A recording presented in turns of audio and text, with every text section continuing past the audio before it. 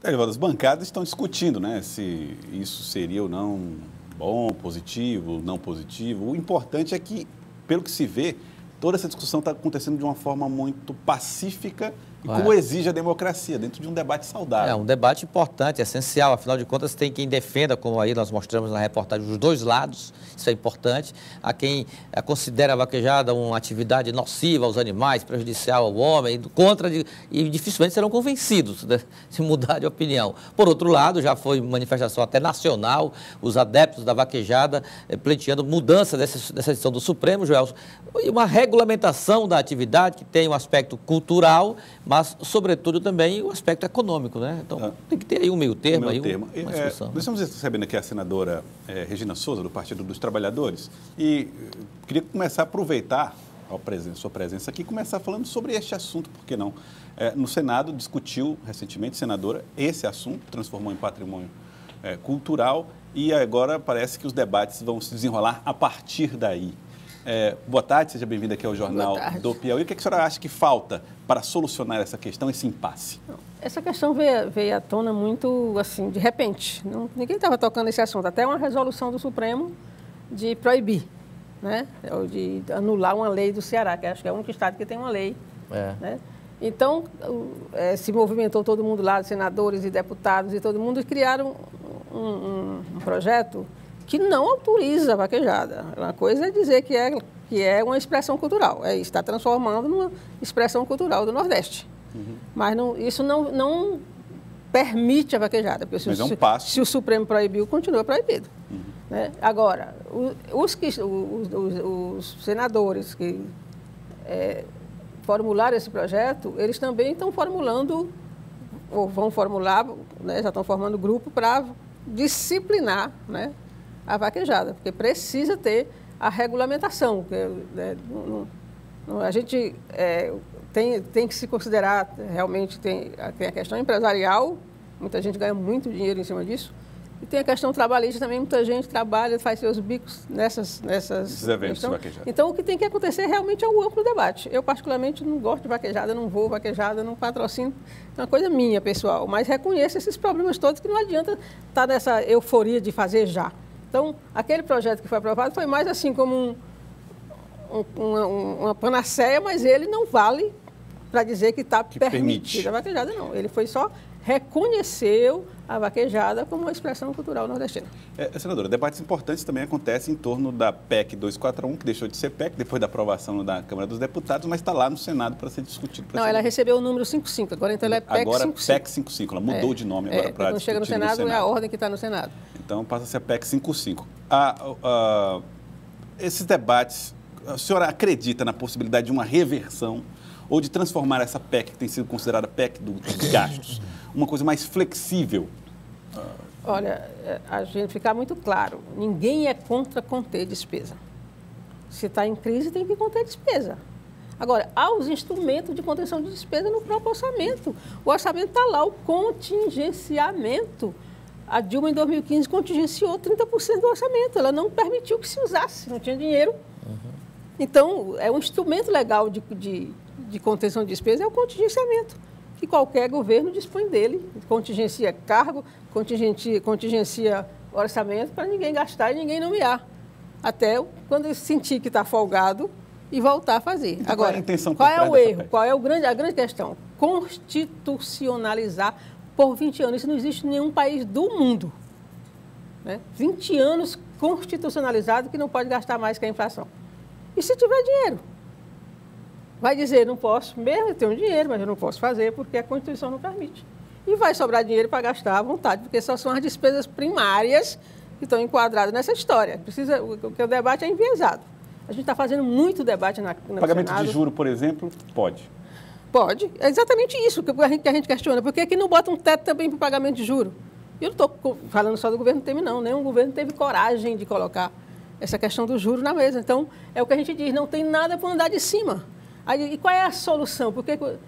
A solução que a gente apresentou para o nosso governo, que também não teve coragem de fazer, estamos apresentando para eles. Não pode... Pensa bem, essa PEC, ela não trabalha com o nascimento de um monte de menino que está nascendo hoje, amanhã, depois. E esses meninos precisam de creche. Qual é o prefeito de uma cidade de 4 mil habitantes que tem condição de construir uma creche? Imagina é o governo federal. Ao longo de 20 anos. Né? Aí, então ele precisa de creche agora. E daqui a 20 anos ele precisa de faculdade. E não vai poder expandir as faculdades. Na Câmara, os deputados tentaram, a oposição tentou apresentar destaques, tudo não foi possível. Retratou, rejeitado. E no Senado? Tudo é tratorado. O Senado, o que está acontecendo é o bom debate. Por exemplo, quando ela chegou, foi lida, cumpriu os prazos, o Renan até que tem sido correto nessas histórias, cumpriu os prazos. Então, mas o relator já apresentou o relatório. Foi uma rapidez, um foguete. O relatório apresentou quarta-feira, não aceitou o debate, releu e encerrou a sessão na Comissão de Constituição e Justiça. Mas só que nós estávamos em outra comissão de assuntos econômicos e aprovamos o debate. Né? Eles deram uma cochilada e nós aprovamos o debate. Dois de um lado, 2 do outro. Terça-feira, dia 8, vai ter o debate. 2 representantes contra, 2 a favor. Aí, no dia 9, vota na CCJ. Né? E aí, antes do plenário, que é no dia 29, já está marcado, também terá um debate de plenário aprovado na CAI, na Comissão de Assuntos Econômicos, que era onde ela tinha que estar sendo debatida. E terá um debate no plenário também, cada lado apresentando dois personagens para fazer a defesa, né, falar da PEC tanto a favor como contra. Então, nós conseguimos isso. Agora, não tem ilusão que nós vamos barrar, não. O governo é um trator, ele vai ter mais de 60 votos lá. E, agora, o que a gente quer é debater. Como tem a TV Senado, que tem uma audiência muito grande, tudo é transmitido, o que nós estamos ganhando com isso é o bom debate. Levar para o público o debate. Tanto agora. Que quem está compreendendo isso? Os meninos, os adolescentes, é quem estão compreendendo melhor essa história. E fazendo protesto. Você conversa com aqueles meninos, é impressionante a capacidade deles debaterem. Segunda-feira nós fizemos uma audiência lá, que levamos 8 meninos de vários estados, cada um falou, é impressionante como eles têm compreensão disso. E a votação prevista para o dia 29, portanto, já com data marcada. Primeiro turno, segundo turno. O primeiro turno. 13 de dezembro, se não me engano. Então, antes da metade do mês que vem, o assunto já vai estar totalmente discutido. Agora, senadora, uma outra questão que envolve aqui o estado do Piauí diz respeito às discussões em torno da base de sustentação ao governo Wellington Dias. E, evidentemente, que isso passa pelo Partido dos Trabalhadores, que também ocupa cargos no governo e não poderia ser diferente. Agora, já vimos aqui, Partido Progressista pedindo mais espaço no governo, PMDB querendo espaço no governo, PSD alegando maioria de votos, um crescimento nos votos, né, Erivaldo? Isso. Para pedir mais espaço no governo. Afinal de contas, o que é que vai sobrar de espaços nesse governo tão disputado?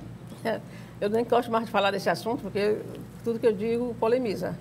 Né? Eu vejo o João Henrique todo dia dizer que não quer o PT, que o PT está em outro campo, mas ninguém polemiza com o João Henrique. Agora, a Regina Souza, qualquer coisa que diz... Então, eu vou dizer o que eu penso. Não é a posição partidária, porque o governador ainda não conversou com o partido oficialmente. Claro que o PT não tem poder para interferir. Agora, o PT vai defender sua opinião, claro.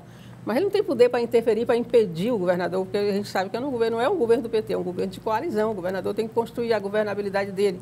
Agora, precisa analisar se realmente precisa ser tão grande essa governabilidade. Né? E o meu receio é o que eu tenho o direito de ter.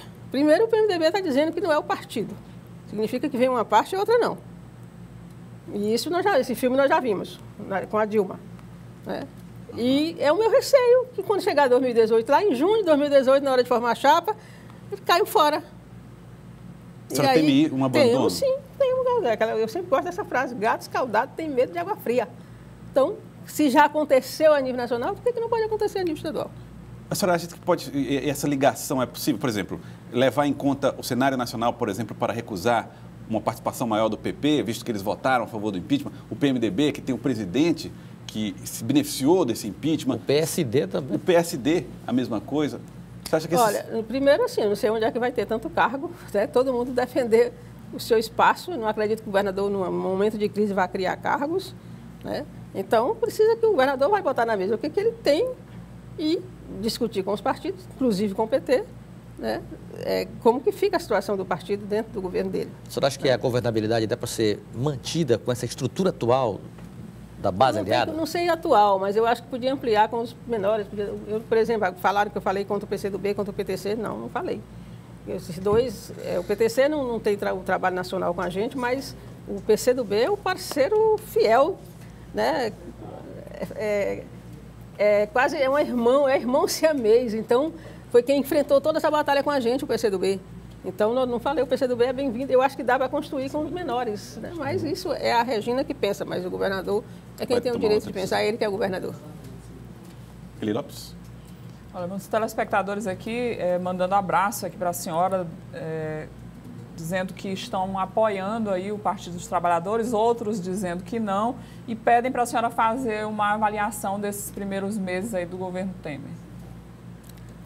Olha, o governo Temer, tudo que eu disser parece que é despeito de oposição, mas ele está agradando bastante os ricos. Então, eu estou vendo assim, um filminho parecido com o governo Fernando Henrique. No governo Fernando Henrique, servidor público, eu era do Banco do Brasil. Meu contra-cheque do primeiro ano de governo Fernando Henrique é o mesmo do último ano, oitavo ano. Não teve reajuste para ninguém. Então, servidor, se prepara, porque é a mesma receita que está vindo aí. Essa história de conter despesa, né? Quem vai sobrar, onde é que ele pode mexer? Ah, não, mas eu vou botar mais dinheiro na educação. Se ele botar mais dinheiro na educação, ele tem que dizer de onde vai tirar, porque não pode aumentar a despesa acima da inflação. Quem é que vai pagar?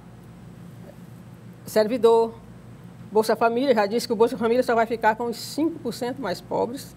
Já começou a aplicar a PEC, porque já mandou reduzir a universidade aberta em 78% das vagas, quer dizer, não vai mais ter universidade aberta das universidades federais.